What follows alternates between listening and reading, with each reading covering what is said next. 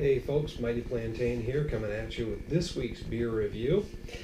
As always, look down below, hit me up, subscribe, like and share, because like I said before, I'm an attention whore. Apparently I'm also a poet and didn't even know it. All those that rhyme. But you picked up on that because you're not as buzzed as I am right now. I had a couple of drinks before this week's video, so we're gonna just get right into it. By the way, me being buzzed does not in any way influence my thoughts or opinions on these beers. I'm going on taste only, not my good time feeling. So we've got the Sam Adams new Downtime Pilsner.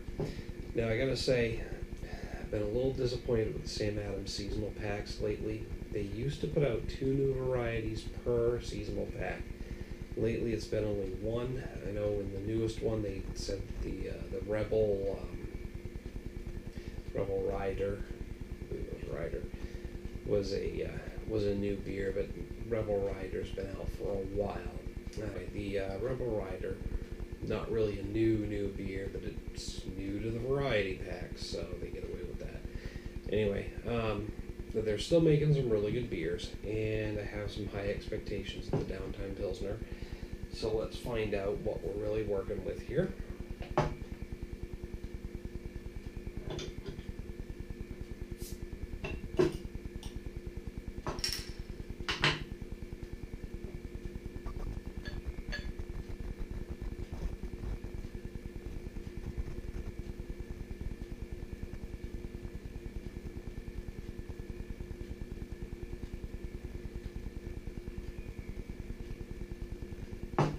That is a very light beer, in appearance anyway. I mean, it's a Pilsner, so I don't know what else I would expect. It's pretty effervescent. I'm seeing a lot of bubbles coming up from there.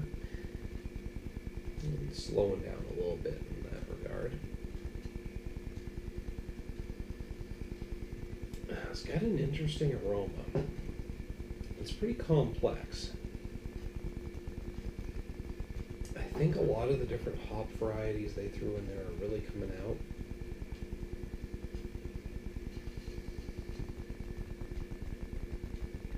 Getting that general bitterness, a little bit of sweetness, a little bit of floral aromas, some pininess.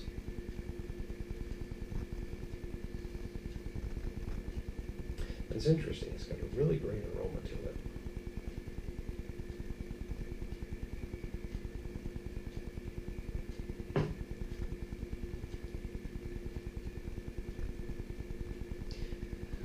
Now they used several noble hop varieties in here. And the reason I mention that is because as it rolls off the tongue down the throat, it reminds me a lot of the noble pills. It's a lot lighter.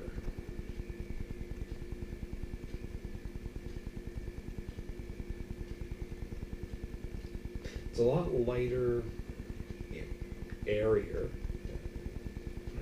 I guess the two words are synonymous, but it's got a very floral feel as it enters your mouth, but as it rolls off the tongue and down your throat, it comes really forward with that bitterness and that hoppiness that reminds me of the noble pills.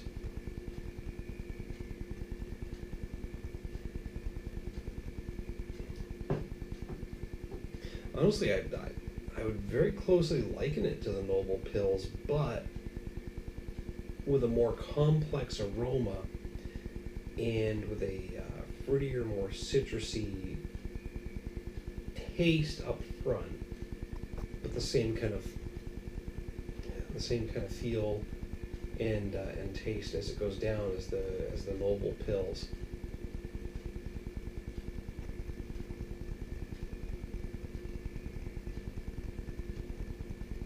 So honestly, in my opinion, it's really a more complex, lighter feeling noble pills. It's a pretty good beer, and it's very interesting.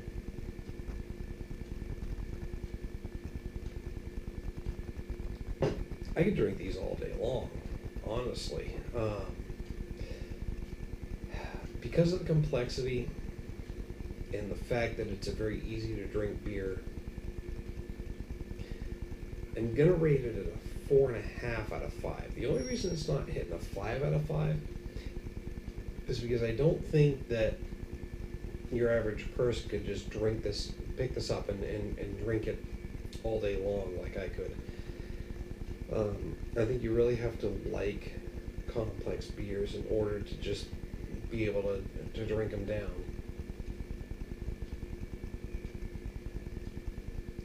I mean, I'm loving it, and a lot of my beer loving friends would just grab this and think it was awesome. But your average person isn't just going to pick this up and be like, ooh, wow, which is why it's not hitting that 5 out of 5. So for me, it's a 4.5 out of 5, and you should definitely check it out. By the way, if you like what you're seeing in these videos, hit me up down below with a like and a share. I mentioned that earlier. That's the attention whore in me coming out again. But if you've got a beer that you want some feedback on, you homebrewed yourself, or maybe something you've seen in the store and you really want to know whether or not to check it out, or just get another opinion on it, hit me up in the comments or my email, and I will be more than happy to check it out. I'll get back to you, let you know what I think either way. Cheers, folks.